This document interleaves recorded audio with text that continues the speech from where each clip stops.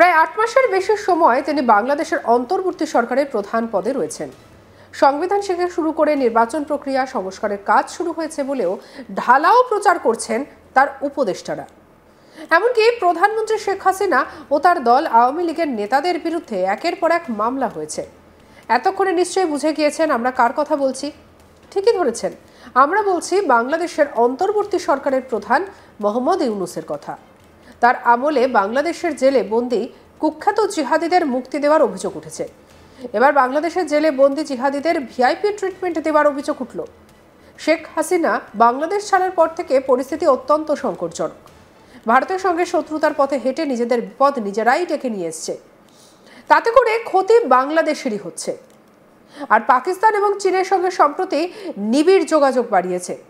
তবে বাংলাদেশের যা অবস্থা, তাতে করে চীনের থেকে আরও ছাড়ো ছাড়ো ভাব আর কি। আর এই অবস্থায় দেশের কোষাগারে টাকা বলতে গেলে কিছুই নেই। বিশ্বের বিভিন্ন দেশের কাছে হাত পেতে চলেছে। সম্প্রতি জাপানের কাছে হাত পেতেছে বাংলাদেশ। তারা বাংলাদেশের অবস্থা দেখে দয়া করে টাকা দিচ্ছে। এই বিষয়ে বাংলাদেশের তরফে ঠিক অনেক কিছুই বলা হয়েছে। চলো শুনে নি এই নিয়ে বাংলাদেশের প্রেস সচিব শফিকুল আলম ঠিক কি বলেছেন। আমরা বলবো যে বাংলাদেশ এবং জাপানের মধ্যে যে আমাদের যে বিদ্যমান যে সম্পর্ক, এটা আরো নতুন উচ্চতায় উঠলো। আপনারা জানেন যে জাপান আমাদেরকে প্রথম থেকে এই যে অভূতপূর্ব যে একটা গণ অভ্যুত্থান হয়েছে, তারপরে জাপান আমাদের পাশে দাঁড়িয়েছে। আজকে জাপানি প্রাইম মিনিস্টার শিগেরু ইশিকাওয়ার সাথে আমাদের চিফ অ্যাডভাইজার প্রফেসর মোহাম্মদ ইউনূসের একটা খুবই সৌহার্দ্যপূর্ণ মিটিং হলো। $418 মিলিয়ন হচ্ছে বাজেটারি সাপোর্ট, এটা ওরা বলছে হলো ডেভেলপমেন্ট পলিসি লোন ওরা দিচ্ছে। আর হচ্ছে ঈশ্বরদী, জয়দেবপুর টু ঈশ্বরদী, এটা খুবই আমাদের ইম্পর্টেন্ট একটা রেলওয়ে লাইন। আরো ওরা স্টুডেন্ট স্কলারশিপ এর জন্য আরো $4.2 মিলিয়ন। আমরা ওদের কাছ থেকে পাচ্ছি হচ্ছে 1.063, মানে $1 বিলিয়ন একটু বেশি আমরা ওদের কাছে পাচ্ছি। 2021 সালে হাসিনার সময় চীন এই প্রকল্পে অর্থ সাহায্য করবে বলে জানিয়েছিল, কিন্তু পরে তারা সেই জায়গা থেকে নিজেদের অবস্থান বদল করে। এরপরে জাপানের কাছে হাত পাতে বাংলাদেশ। সেই ভিত্তিতে জাপানি কর্মকর্তারা বাংলাদেশে এসে মাপছোপের কাজ শুরু করে। এবার শেষমেশ সেই প্রজেক্টে টাকা দিতে চলেছে জাপান।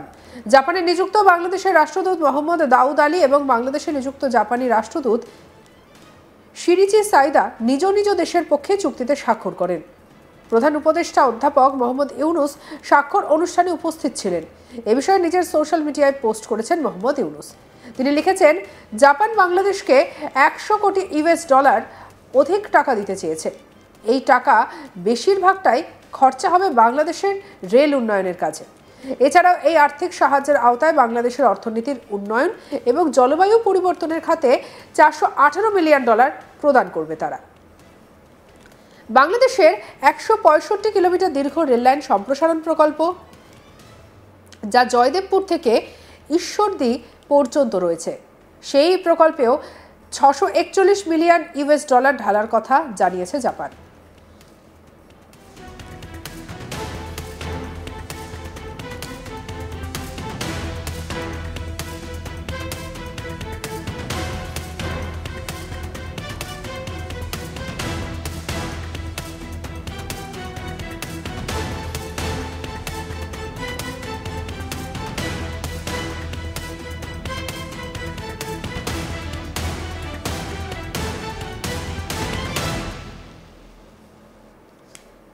এদিন বাংলাদেশের প্রেস সচিব শফিকুল আলম জানিয়েছে, গণ অভ্যুত্থানের পর জাপান আমাদের পাশে দাঁড়িয়েছে। তারা আমাদের $1 বিলিয়ন বেশি টাকা সাহায্য আমরা তাদের কাছ থেকে পাচ্ছি। এছাড়াও নানান বিষয়ে আলোচনা হয়েছে। নানা উন্নয়ন প্রকল্প ছাড়াও বাংলাদেশের নৌসেনা 5টি পেট্রোলিং বোট দিচ্ছে জাপান। পাশাপাশি দেশে একটি সাইকেল তৈরির কারখানা প্রতিষ্ঠা করতে চলেছে তারা, এবং তারা বলেছেন বাংলাদেশের সমস্ত কিছুতে সহযোগিতা করবে। সেই সঙ্গে বাংলাদেশে নির্বাচনের সময়ও তারা সাহায্য করবে। কি জানিয়েছেন শফিকুল আলম, শুনব।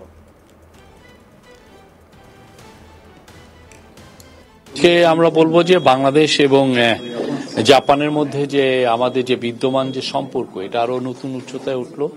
আপনারা জানেন যে জাপান আমাদেরকে প্রথম থেকে এই যে অভূতপূর্ব যে একটা গণ অভ্যুত্থান হয়েছে, তারপরে জাপান আমাদের পাশে দাঁড়িয়েছে। আজকে জাপানি প্রাইম মিনিস্টার শিগেরু ইশিকাওয়ার সাথে আমাদের চিফ অ্যাডভাইজার প্রফেসর মোহাম্মদ ইউনুসের একটা খুবই সৌহার্দ্যপূর্ণ মিটিং হলো। $418 মিলিয়ন হচ্ছে বাজেটারি সাপোর্ট, এটা ওরা বলছে হলো ডেভেলপমেন্ট পলিসি লোন ওরা দিচ্ছে। আর হচ্ছে ঈশ্বরদী, জয়দেবপুর টু ঈশ্বরদী, এটা খুবই আমাদের ইম্পর্টেন্ট একটা রেলওয়ে লাইন। আরো ওরা স্টুডেন্ট স্কলারশিপ এর জন্য আরো $4.2 মিলিয়ন। আমরা ওদের কাছ থেকে পাচ্ছি হচ্ছে 1.063, মানে $1 বিলিয়ন একটু বেশি আমরা ওদের কাছে পাচ্ছি। তাহলে আমাদের আসলে এখন যে ইকোনমিক যে আমরা যে রিকভারির মধ্যে আছি, সেই রিকভারিতে এটা হেল্প করবে আমাদের। আর অন্যান্য অনেক বিষয় নিয়ে আলাপ হয়েছে। জাপান বাংলাদেশের সাথে তার বন্ধুত্ব আবার জানিয়েছে, সে তার সাথে আরো আমাদের সাথে নিবিড় বন্ধুত্ব করতে চায়। বাংলাদেশের আজকে মিটিং এ 30 মিনিটের বেশি মিটিং এ বাংলাদেশকে 5টা নেভিকে 5টা পেট্রোল বোট দিচ্ছে। তারপরে হচ্ছে আপনারা জানেন যে সাইকেল তৈরি করার জন্য ওইখানে আপনার 6টা এমওই হয়েছে। একটা হচ্ছে যে খুবই ইম্পর্টেন্ট সাইকেল, এটা হচ্ছে ইলেকট্রিক সাইকেল তৈরি করার জন্য একটা ফ্যাক্টরি স্থাপন করা হচ্ছে। এই প্রজেক্টের বিষয়ে যে তারা আবার জানিয়েছেন যে তারা বাংলাদেশের পাশে থাকবেন, বাংলাদেশকে সহায়তা করবেন। ওরা বলছে বাংলাদেশের সমস্ত কিছুতে ওরা হেল্প করবে, এবং এই বাংলাদেশের যে ইলেকশনের ক্ষেত্রেও তারা হেল্প করবে। ইলেকশনে আমাদের ভোটার রেজিস্ট্রেশন এগুলো অনেক কিছু আছে, তো এটার জন্য আমরা তাদের কাছে কিছু কিছু ইস্যুতে আমরা সাহায্য চেয়েছি। তারা জানিয়েছে যে তারা আমাদের পাশে থাকবে। প্রবাসী বাংলাদেশিদের কাছ থেকে, বিশেষ করে জাপানিদের কাছ থেকে উনি অনেক কথা শুনলেন। তাদের অনেক বক্তব্য ছিল, উনি প্রত্যেকটা কথাই শুনেছেন, অনেকে তাকে লিখিতও জানিয়েছেন। তো আমরা প্রবাসীদেরকে, আপনারা শুনেছেন উনি কি বলেছেন।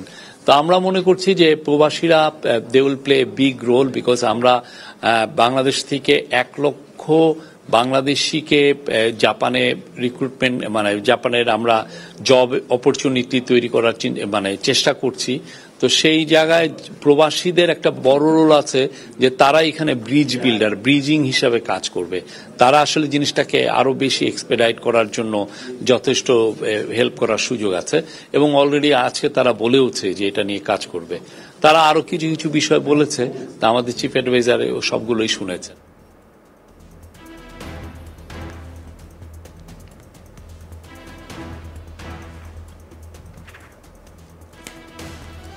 সঙ্গে রাখুন আজ তাক বাংলার ইউটিউব চ্যানেলকে। অন্যান্য খবরের জন্য লাইক, কমেন্ট, শেয়ার, সাবস্ক্রাইব করতে ভুলবেন না।